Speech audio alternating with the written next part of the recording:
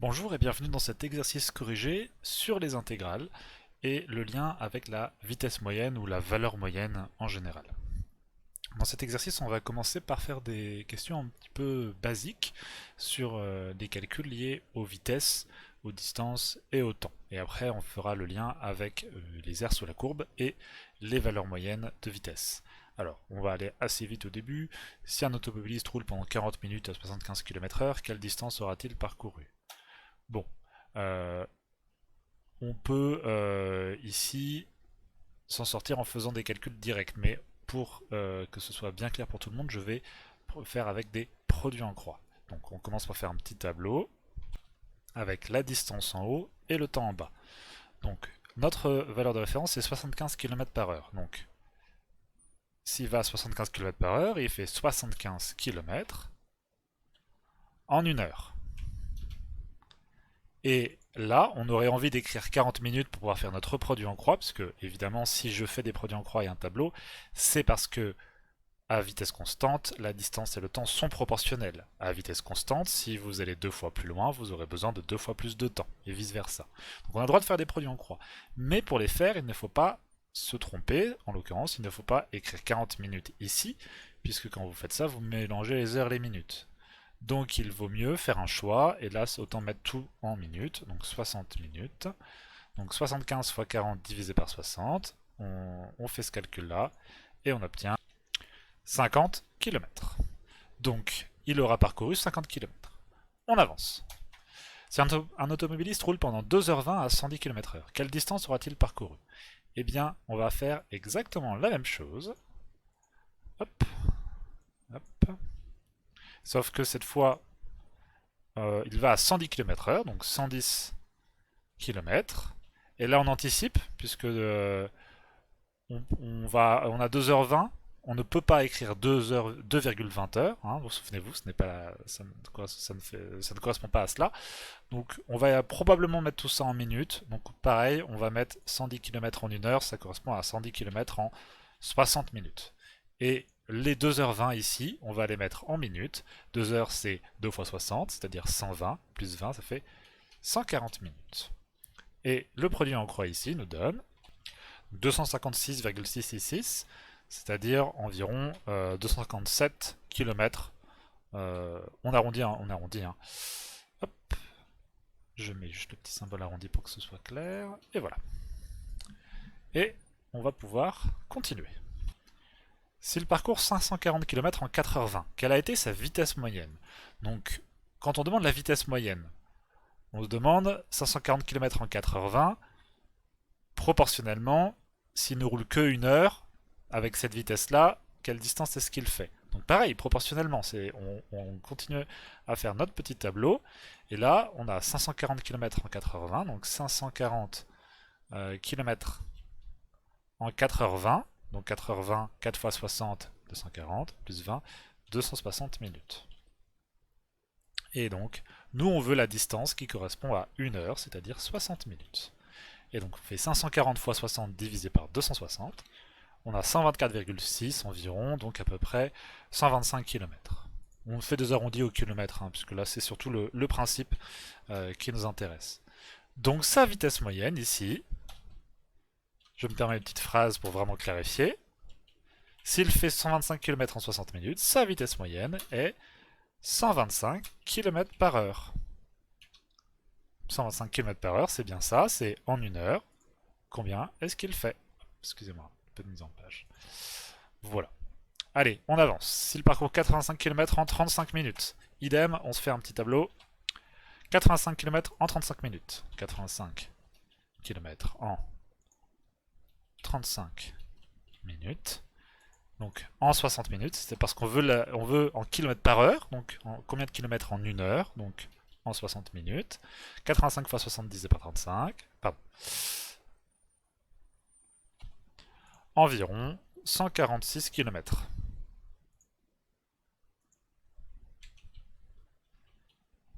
Donc je récupère ma petite phrase ici. Sa vitesse moyenne ici n'est pas 125 km, mais 146 km/h. C'est probablement un petit peu trop élevé. Sauf s'il est sur l'autoroute en Allemagne. Alors, on y va. s'il a parcouru 158 km à une vitesse moyenne de 60 km/h, quel temps a-t-il mis? Hop. Donc, on sait qu'il va à 60 km/h. Donc, 60 km en 1 heure. Alors, on va essayer en laissant le temps en heure cette fois. On va voir ce que ça donne. 158 km. Et donc, ça fait 1 fois 158 divisé par 60. Cela nous fait environ 2,63 heures. Alors ça nous aide pas beaucoup, 2,63 pour nous rendre compte de ce que c'est ce temps-là. Donc on aurait pu probablement mettre en minutes, on aurait eu un nombre de minutes qu'on aurait après dû diviser pour avoir le nombre d'heures aussi. Mais là je vais juste vous remontrer comment est-ce qu'on transforme un nombre d'heures décimales en nombre d'heures et de minutes. On a déjà 2 heures. Donc on sait que c'est 2 heures et un nombre de minutes. Donc le nombre de minutes c'est 0,63, donc on y va. 0,63 fois 60 minutes est égal à 60, 37,8 minutes. Donc voilà, allez, environ 38. Donc c'est 38 minutes. Pardon. Hop. Donc le temps qu'il a mis, c'est... Il a donc mis donc 2,63 heures, c'est-à-dire 2 heures, et le 0,63 l'a transformé en 38 minutes. Allez, on continue. S'il a parcouru 650 km à une vitesse moyenne de 105 km/h, quel temps a-t-il mis? Allez, je reprends même toute cette structure-là, parce que c'est la même question. Hop. Donc, distance, 105 km/h, donc 105 km en 1 heure. 650 km, donc le temps que ça correspond, c'est 1 fois 150 divisé par 105, donc 6,19 heures. Et donc pareil, le 0,19 on le transforme en minutes, 0,19 fois 60, ça fait 11,4 minutes, c'est-à-dire à peu près 11 minutes. Donc il a mis 6 heures et 11 minutes. Et on avance. Alors, maintenant ça devient un petit peu plus intéressant. Un automobiliste s'interroge sur sa vitesse moyenne, mais son GPS a dysfonctionné. Et il ne dispose que de l'évolution de sa vitesse en fonction du temps, représenté ci-dessous. Alors, on a un automobiliste qui, entre 0 et... donc cette vitesse à 60 km/h, entre 0 et... donc 0,5 ici, 1 ici, donc là on est à 0,8. Donc entre 0 et 0,8 heures, il a roulé à 60 km/h. À partir de 0,8 heures, il s'est mis à rouler à 100 km/h jusqu'au bout des 3 heures du trajet. Alors,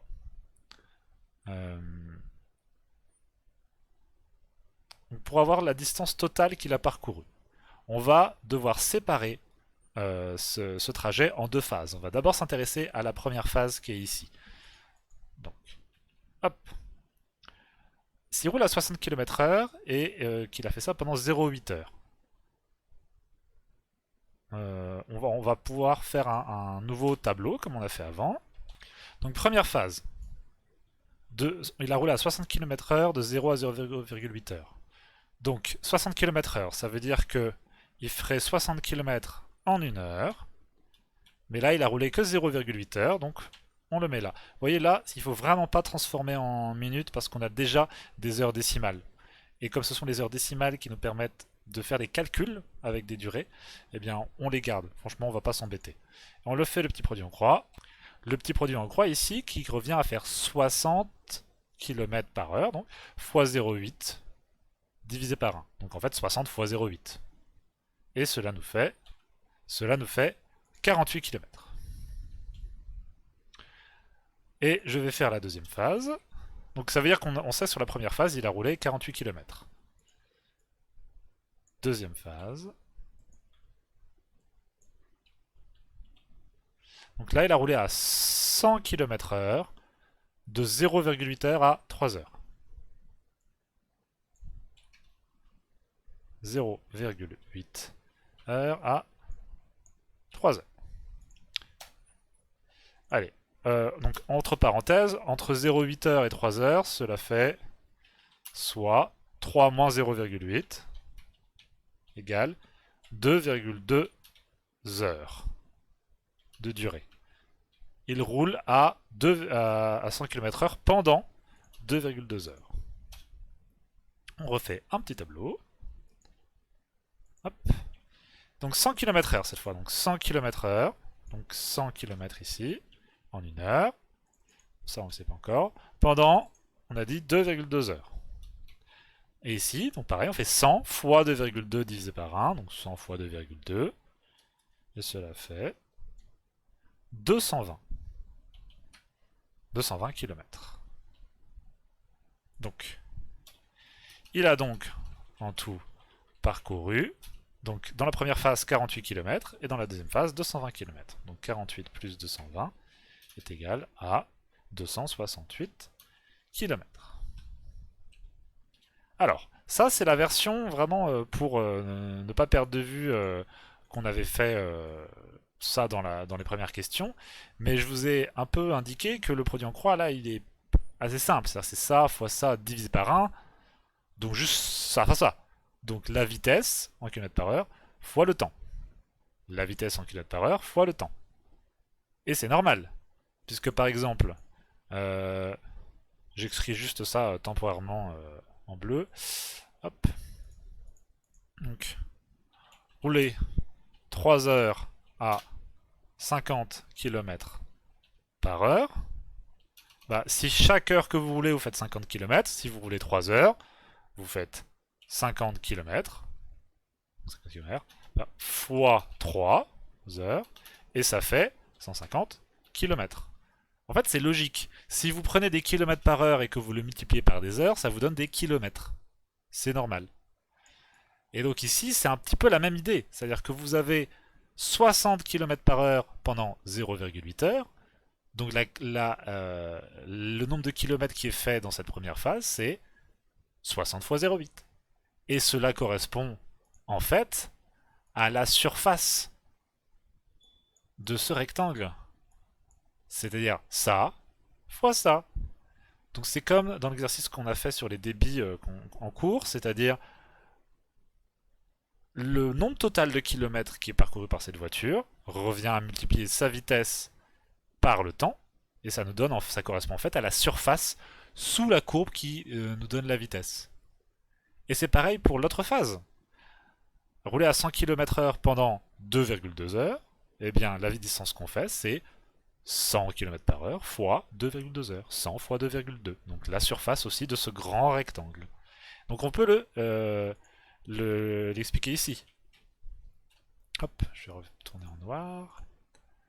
Plus simplement, cela se calcule aussi. Donc 60 km/h fois 0,8 heures plus 100 km/h fois 2,2 heures. Et si on fait le calcul avec ça, ça nous donne aussi 268 km. Vous voyez, ça va un petit peu plus vite comme ça. Si on comprend que l'air sous la courbe de la vitesse, c'est en fait la distance qu'on a parcourue. Et que cela peut se calculer avec la formule de calcul d'air des rectangles que vous connaissez, largeur fois longueur. Ok. Maintenant qu'on sait la distance totale qu'il a fait pendant son trajet, on nous demande la vitesse moyenne. Alors, la vitesse moyenne, on connaît la distance qu'il a fait, on connaît le temps de son trajet, puisque si vous regardez le graphique va jusqu'à 3 heures, donc il a fait 268 km en 3 heures. Et donc pour retrouver la vitesse moyenne, si on veut aller assez vite, on peut faire 268 divisé par 3, puisque voilà, 268 km en 3 heures, quelle distance il ferait en 1 heure, c'est-à-dire sa vitesse en km par heure, et là 268 divisé par 3. Juste pour ne pas forcément vous perdre, je reprends un petit tableau pour que ce soit plus simple pour vous. Donc là il a fait 268 km en 3 heures. Je répète, 3 heures, puisque dans le graphique, la vitesse est donnée de 0 à 3 heures. Ça s'arrête ici. Donc, il a fait 268 km en 3 heures. En 1 heure, combien de kilomètres est-ce qu'il ferait? Eh bien, il ferait 268 fois 1 divisé par 3. On est à 89,33333, donc environ 89 km. Sa vitesse moyenne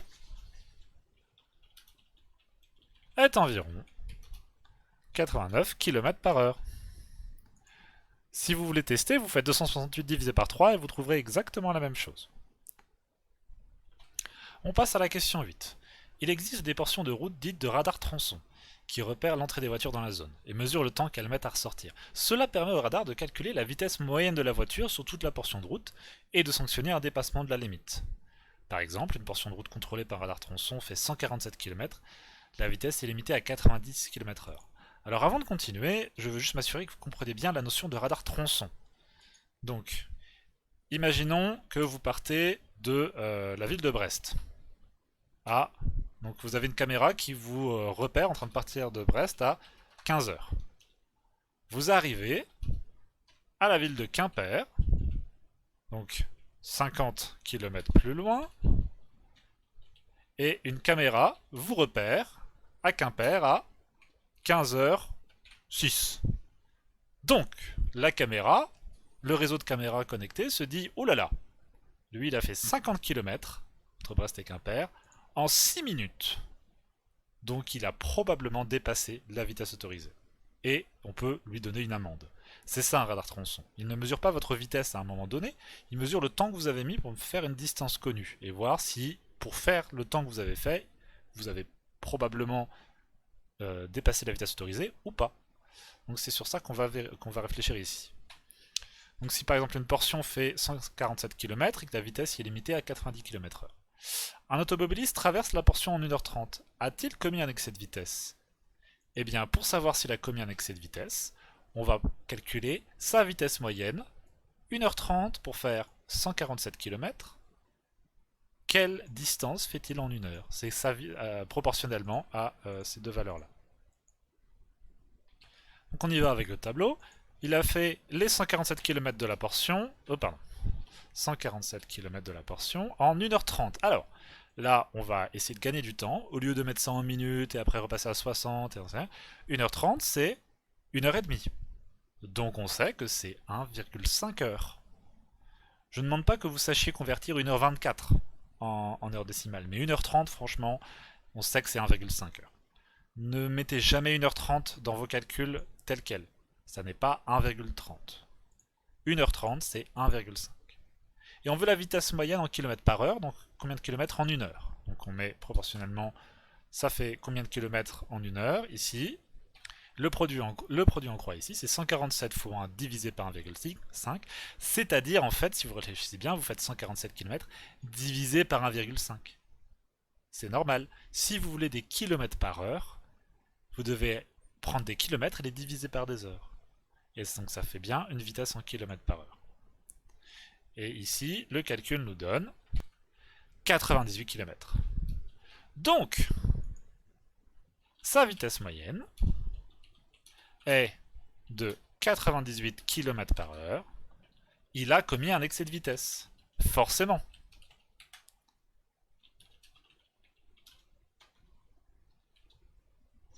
Il a forcément commis un excès de vitesse. Pour que sa vitesse moyenne soit de 98, eh bien, il a forcément, à un moment donné, il a roulé à plus de 90. C'est mathématique. C'est obligatoire. Donc, on peut lui donner une amende. Ensuite, quelle durée minimale un automobiliste doit-il mettre pour traverser la portion pour ne pas être en excès de vitesse? L'idée, c'est que là, le gars, lui, en 1h30 pour faire la portion, ça, c'est trop court. C'est trop court parce qu'en faisant ça en 1h30, on sait qu'il roule à 98 km par heure. Donc il faudrait qu'il ait passé au moins combien de temps pour le faire? 3 heures, 2h30, enfin... Qu'est-ce qui correspond en fait à la bonne vitesse? Eh bien la bonne vitesse c'est 90 km/h. Donc on refait encore un petit tableau. Hop. La distance c'est le temps. Donc 90 km/h c'est la vitesse cible. Donc 90 km/h en 1 heure. Et on veut savoir combien de temps il met en roulant à 90 km/h pour faire la portion de 147 km. Et donc cette fois, on fait encore une fois le petit produit en croix. Et on trouve 1,63 heures qu'on va avoir le plaisir, une fois de plus, de convertir en heure décimale. En nombre de minutes. Donc 0,63 heures fois... Pardon. fois 60 minutes, ça fait 0,63 fois 60, 37,8, donc environ 38 minutes. Donc il doit mettre au moins 1 heure 38 minutes pour ne pas être en excès de vitesse.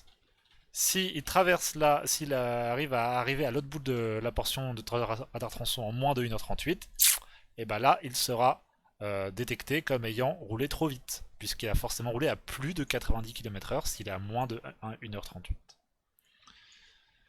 Est-ce que j'ai l'habitude de poser est-ce que c'est clair, parce que j'ai l'habitude d'avoir des élèves en face de moi, mais là non. J'espère que c'est clair. On passe à la partie B. Un automobiliste traverse une portion de route contrôlée par un radar tronçon dont la vitesse est limitée à 90 km/h. Une fois sorti de la zone, il s'inquiète. Était-il en excès de vitesse? Son GPS a dysfonctionné, il ne sait même pas quelle longueur faisait la zone du radar tronçon. En revanche, son ordinateur a enregistré sa vitesse en fonction du temps. On trace ici cette évolution que l'on peut modéliser par la fonction V définie sur 0,3 par V de t. Alors hop, V de t égale 86 plus 50 exponentielle de moins 1,9 t. Où V de t représente la vitesse en km/h et t le temps en heure à partir de l'entrée dans la zone. Donc cette fonction-là donne la vitesse du monsieur en fonction du temps en heure. Et voilà ce que ça donne. Donc on voit qu'arrivé dans la zone de radar tronçon, il était en train d'aller très très vite, à plus de 130 km/h, et sa vitesse a diminué tout du long. Et en fait, 90 km/h c'est ici, et on voit qu'il est passé sous la vitesse autorisée. Là il était carrément en excès de vitesse, mais à la fin il n'était pas. Et du coup, est-ce que ça passe? Est-ce que le radar tronçon considère qu'il a été en excès de vitesse globalement? Eh bien, on va essayer de faire le calcul. Déjà, première question facile, quelle était la vitesse de l'automobiliste quand il est entré dans la zone? Bon, pas quand il est entré dans la zone, c'était 0 heure. Eh bien, il était à, et alors là, faut pas se faire avoir, 120 et 140, séparés par 5 petits carreaux, et donc ça veut dire que chaque petit carreau fait 4. 120, 124, 128, 132, 136.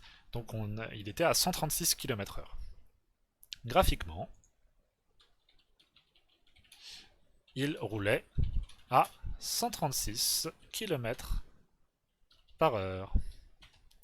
Calculez la distance totale parcourue par l'automobiliste. Alors, la distance totale, si vous vous souvenez ici, hop, la distance totale ici, on avait dû se dire, bah en fait ça revient à faire la vitesse fois le temps plus la vitesse fois le temps. Parce que c'est ça qui nous donne des distances, c'est la vitesse fois le temps. Donc, et on s'était dit, ça revient à calculer la surface sous cette courbe-là. Là, c'était facile, c'était des rectangles.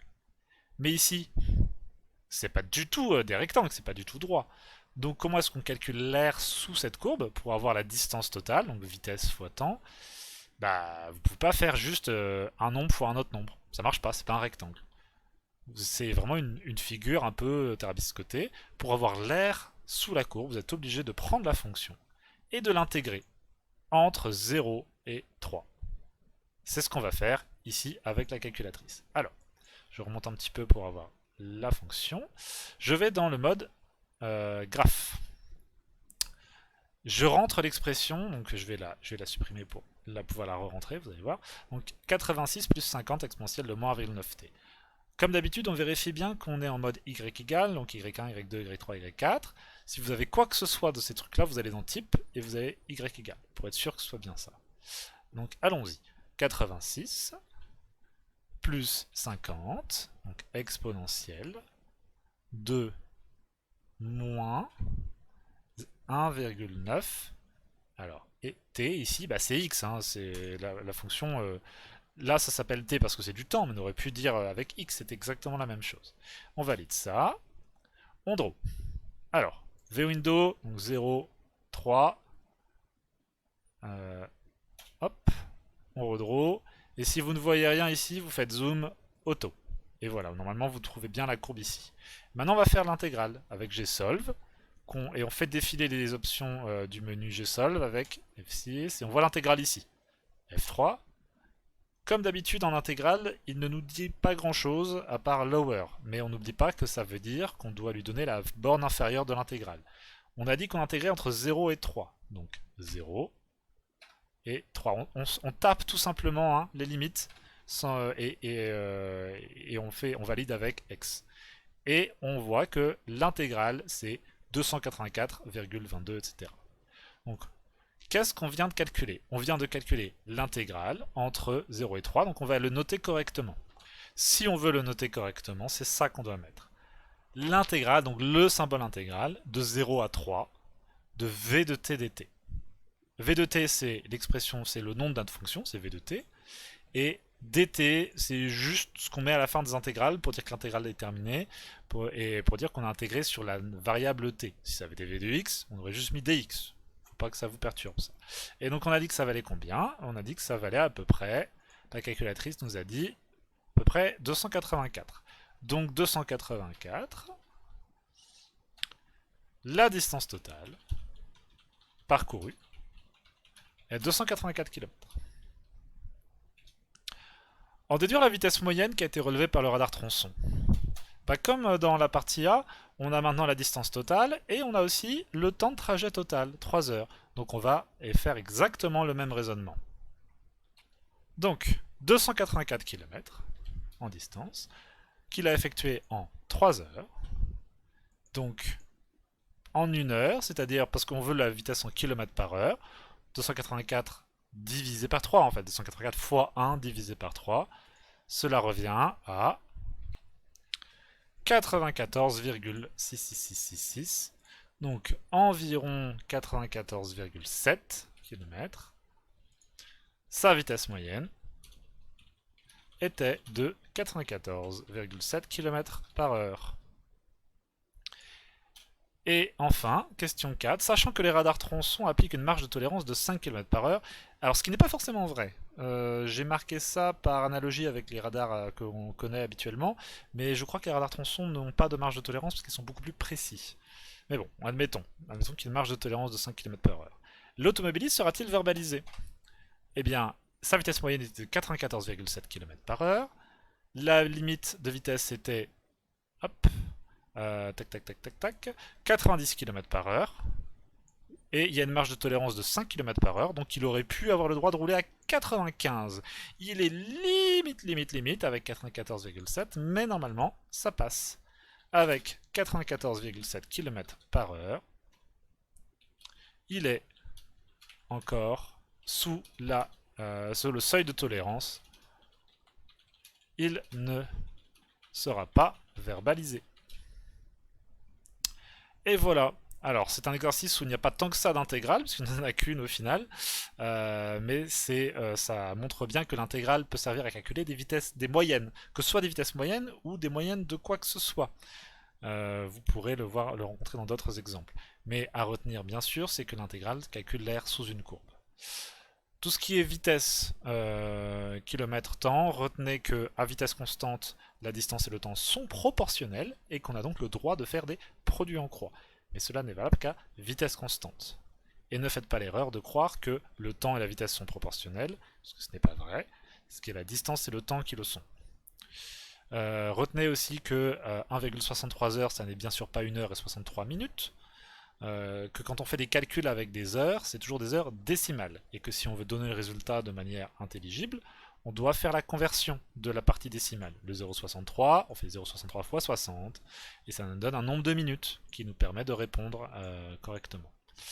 Voilà pour ce qu'il y a à retenir dans cet exercice. J'espère que ça vous a été utile, et je vous dis à bientôt.